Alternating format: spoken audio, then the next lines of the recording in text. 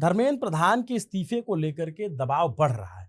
सरकार पर, प्रधानमंत्री पर, हर किसी पर दबाव बन रहा है और उसको लेकर के प्रोटेस्ट हो रहा है। विपक्ष के सभी दल प्रोटेस्ट कर रहे हैं और बीते दिन हमने देखा कि किस तरीके से जो सोशल मीडिया पर एक मूवमेंट शुरू हुआ कॉकरोच जनता पार्टी के नाम से, उसके लोग भी आए सड़कों पर, जंतर मंतर पर प्रोटेस्ट किया और उसमें बहुत सारे आम लोग भी थे जो शिक्षा मंत्री के इस्तीफे की मांग कर रहे हैं। नीट और दूसरी परीक्षाओं में कथित गड़बड़ियों को लेकर के कॉकरोच जनता पार्टी यानी सीजेपी प्रदर्शन कर रही है। पार्टी के संस्थापक अभिजीत दीपके अमेरिका से आए, उन्होंने प्रदर्शन किया और मांग यही की धर्मेंद्र प्रधान के इस्तीफे से कम कुछ मंजूर नहीं। लेकिन दिलचस्प बात यह है कि भारतीय राजनीति में इस्तीफे की मांग नई नहीं है, लेकिन मांग पूरी ना होना एक अलग सवाल हो जाता है। हर बड़े विवाद के बाद दो बातें उठती हैं, पहली जिम्मेदारी किसकी है, दूसरा जिम्मेदार का इस्तीफा कब होगा। आज इस्तीफे की मांग हो रही है और पहले भी होती रही है। एक दौर ऐसा था जब मंत्री अपने विभाग में हुई घटनाओं को लेकर नैतिकता के नाम पे इस्तीफा दे देते थे, नैतिक जिम्मेदारी लेते हुए। कभी रेल हादसा, कभी युद्ध के बाद, कभी घोटाले में अगर जांच हो गई, नाम आ गया तो, और कई बार तो तब भी जब उनके खिलाफ कोई व्यक्तिगत आरोप लगे। साबित तो बहुत दूर की बात है, बस आरोपों पर मंत्रियों के इस्तीफे हुए हैं। कैबिनेट मंत्रियों की बात मैं कर रहा हूं या केंद्र के मंत्रियों की बात कर रहा हूं, राज्य सरकारों का तो मैं गिनती नहीं कर रहा हूं। ये कहानी उन इस्तीफों की है जो कभी मिसाल बने, बरसों तक उदाहरण दिए जाते रहे, जो शायद अब न्यू इंडिया वाली राजनीति में लुप्त हो गया है और कोई नई चीजें हैं। नमस्ते, अभिनव पांडे नाम है मेरा और आप देख रहे हैं न्यूज पिन। साल 1956 देश के रेल मंत्री थे लाल बहादुर शास्त्री।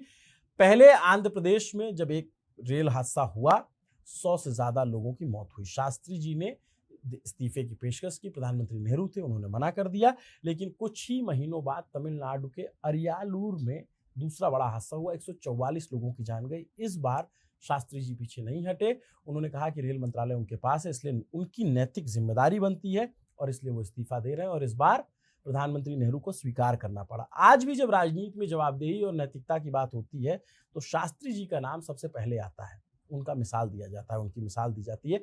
पर सिर्फ शास्त्री जी ने इस्तीफा नहीं दिया था। 1958 की बात है, मुंद्रा घोटाला हुआ और सरकारी बीमा कंपनी LIC ने कारोबारी हरिदास मुंद्रा की डूबती कंपनियों में करोड़ों रुपए लगा दिए थे।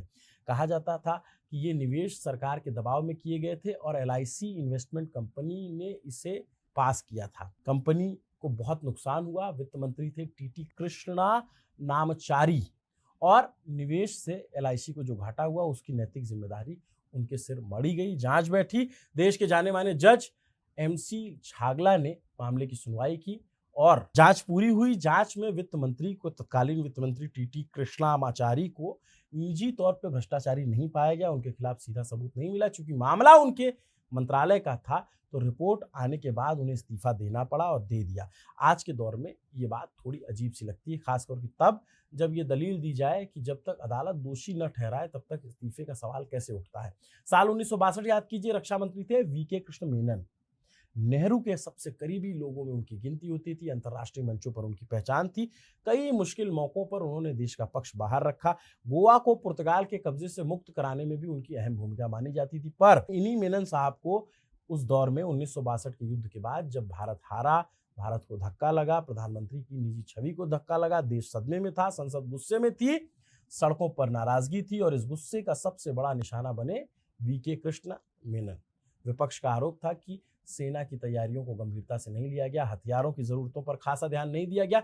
वरिष्ठ सैन्य अधिकारियों के साथ मतभेद की खबरें आई और फिर मेनन का इस्तीफा हुआ।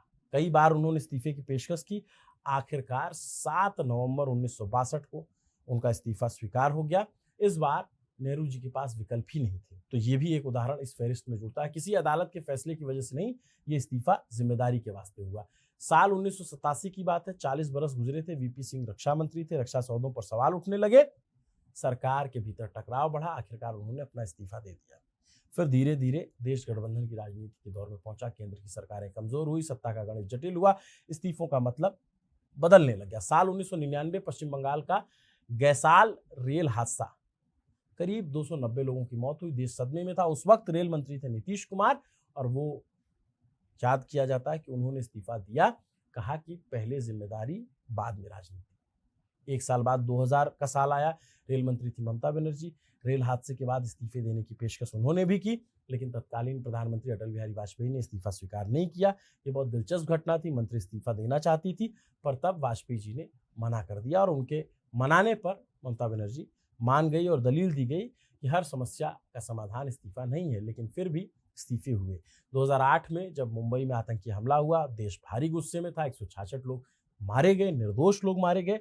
गृह मंत्री शिवराज सिंह पाटिल, उन्हें पद छोड़ना पड़ा। सरकार को जनता को संदेश देना था कि जवाबदेही तय हो रही है। फिर यूपीए सरकार के आखिरी वर्षों में भ्रष्टाचार के कई मामले सामने आए। जैसे 2010 में 2G स्पेक्ट्रम विवाद आया। आगे चल के कोर्ट में कितना क्या साबित हुआ ये आप देख सकते हैं अलग से।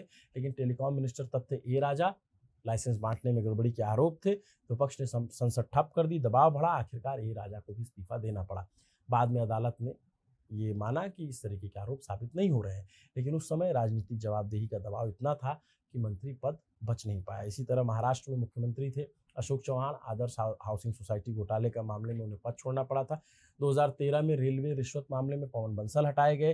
कोयला ब्लॉक विवाद में अश्विनी कुमार का पद गया, उसमें वो भी मंत्री थे। यानी यूपीए के दौर में खूब इस्तीफे हुए, लेकिन उनमें से कई राजनीतिक दबाव और गठबंधन की मजबूरियों के नतीजे थे। लेकिन फिर 2014 पूर्ण बहुमत की सरकार, तस्वीर बदलती है। मोदी सरकार आई, कई बड़े विवाद हुए, लेकिन इस्तीफे नहीं हुए।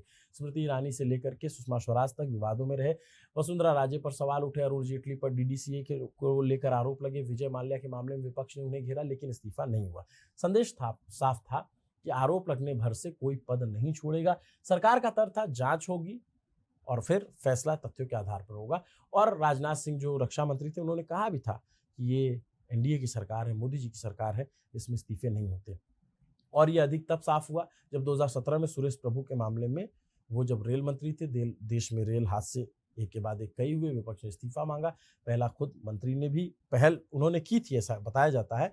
सुरेश प्रभु ने कहा कि नैतिक जिम्मेदारी लेते हैं, उन्होंने इस्तीफा सौंप दिया, लेकिन इस्तीफा स्वीकार नहीं हुआ। बाद में मंत्रालय बदल दिया गया, यानी जिम्मेदारी किसी कोने में स्वीकार हुई, लेकिन इस्तीफा नहीं हुआ। सवाल अब नैतिक जिम्मेदारी का नहीं रह गया था और ये भी हो गया कि अब इस्तीफे नहीं होंगे।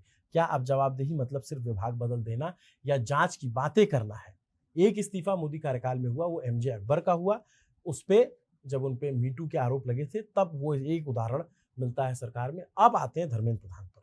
शिक्षा मंत्रालय से जुड़े विवाद पर, एनसीईआरटी की किताबों पर विवाद हुए, इतिहास के अध्याय पर विवाद हुए, न्यायपालिका से जुड़े कंटेंट पर विवाद हुए, फिर एनटीए की तरफ से जो परीक्षाएं कराई गई उस पर विवाद हुए, नीट के पर विवाद सामने आया और सीजेपी अब उनके इस्तीफे की मांग कर रही है। देखने वाली बात है कि इस्तीफा होगा या नहीं होगा।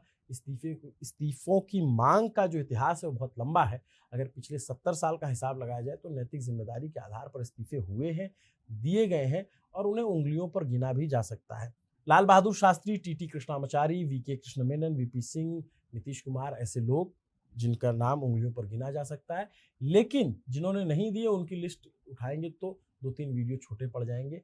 इसलिए धर्मेंद्र प्रधान को लेकर जो उठ रही मांग है, सिर्फ एक मंत्री को हटाने की मांग नहीं है, ये पुराने सवाल की वापसी है। इस्तीफा होगा या नहीं? अगर सिस्टम में गड़बड़ी हुई है तो जिम्मेदारी किसकी है, और जिम्मेदारी अगर आपकी है तो इस्तीफा कौन देगा और कौन लेगा? ये सवाल अब सड़कों पर पूछा जा रहा है। आने वाले दिनों जब संसद बैठेगी तो शायद संसद में भी पूछा जाए। नमस्ते, अभिनव पांडे नाम है मेरा। आपके लिए ये खबर हमारी साथी खुशबू ने लिखी थी। आप कमेंट करके बताइए क्या लगता है, सरकार पे क्या इतना दबाव है कि शिक्षा मंत्री का इस्तीफा हो जाएगा या फिर उनका विभाग बदल दिया जाएगा और एक जो आक्रोश है उसको शांत कर दिया जाएगा, या फिर उन्हें संगठन में ले जाया जाएगा?